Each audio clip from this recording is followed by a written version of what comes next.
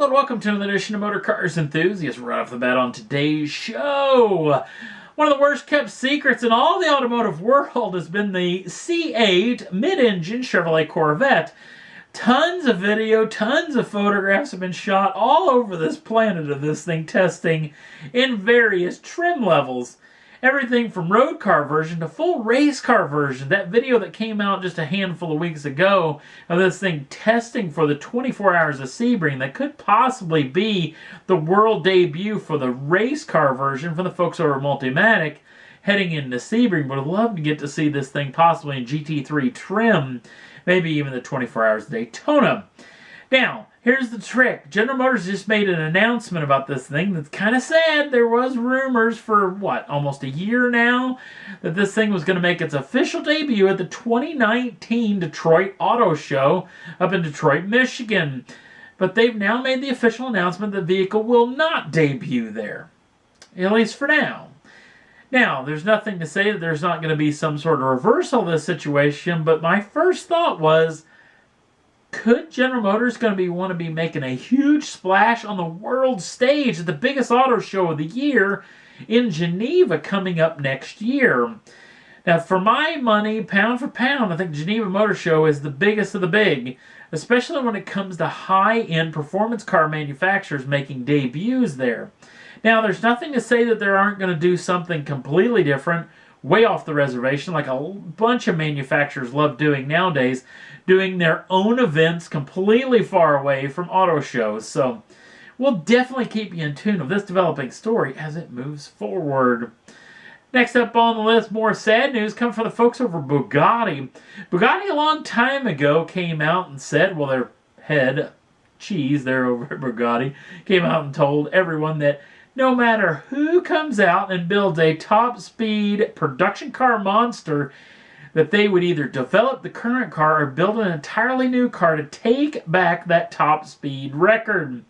Well, apparently there's been a huge role reversal in this particular situation from the new head of Bugatti, who now claims that speed, top speed that is no longer part of this program moving forward. The deal is that there have been long rumors that this vehicle has been hurting as far as the tires are concerned. They didn't have a tire that was actually speed-ratedly developed for this kind of top speed. Because there's long been rumors that the Chiron could do anywhere from the 270s, maybe even the 280s, as far as mile an hour is concerned. But apparently, they're not even going to do a top speed run with the existing Chiron, or even the Chiron drop top. Which is sad news indeed, because anything, I'm not a huge big top speed fan, but boy is it fun to talk about this car going for those records. So we'll definitely keep you in tune if there's enough of a backlash. I'm assuming Bugatti could reverse this particular situation, but we'll keep you in tune of what we hear. Speaking of the ultimate top speed, if you've seen some of the development work that's been going on with this Bloodhound SSC group, who's basically building this jet-powered, rocket-powered, wheel-traveled car. It's not wheel-driven, but it's going for the fastest car on the planet. The possibility of a vehicle being able to go 1,000 miles an hour on the Earth's surface, which would be the fastest car ever. Well, apparently, they finally hit a complete wall, a financial wall. And in fact, this vehicle is for sale as we speak. And it's the deal of the doggone century. There's reports out there that this vehicle's for sale for the low price of 250,000 euros, which is an absolute scream in my book. In fact, I tell you what, if I had the means, million, maybe 2 million, I could throw at this project and keep the car at the end. Could you imagine the centerpiece of your collection? In fact, if anybody out there has got a significant amount of money and the sound of this fat guy's voice, please throw some cash at this program. Get this thing back on the books and get that record. Could you imagine in a collection, in my collection, to be a collection of a lot of pieces of junk actually, but this thing would easily be the centerpiece.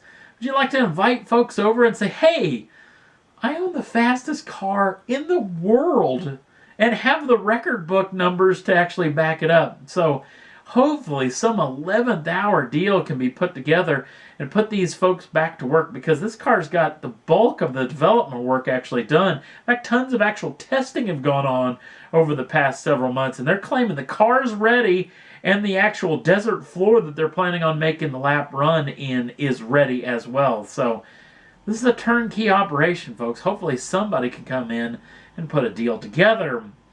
Now let's get to the somewhat better news, and it comes from the folks over at Volkswagen. Yes, this thing that actually demolished the record run of the Pikes Peak Hill Climb and actually did a fantastic lap, in fact, taking over the lap record up the Goodwood Festival, or at least gave a shot at the Goodwood Festival speed. In fact, this was a shot of them dang near writing the thing off, going off the track in turn 1 up the Goodwood. But apparently Volkswagen, developing this car basically to kind of get that whole light shining off of them from the whole diesel scandal thing, going in their new EV direction, and this is a fantastic piece of kit. My gosh, this thing is fast. Is looking at the Nürburgring, about going for a lap record around that. Not for sure if they're talking about the South Loop or the North Loop, but they're claiming that they possibly have a section of time, possibly in the month of May, sometime in the springtime, that are actually going to rent out the track for a couple of weeks and try to make a record run. Now, obviously, this thing can't take over the production lap record, but it could take over the overall lap record, no matter if you're talking about the Nordschleife or the Grand Prix circuit. So we will definitely keep you in tune of what we hear about this whole situation with Volkswagen IDR. And that's all there was that I thought was worth talking about for this edition of Motor Cars Enthusiasts. Don't forget to like us over on the Facebook page. Links down in the show notes. Also, if you'd like to subscribe to the channel, you can do so at any time. Get the first dibs on the brand new shows as soon as they come out. Thanks for watching. We'll see you again real soon.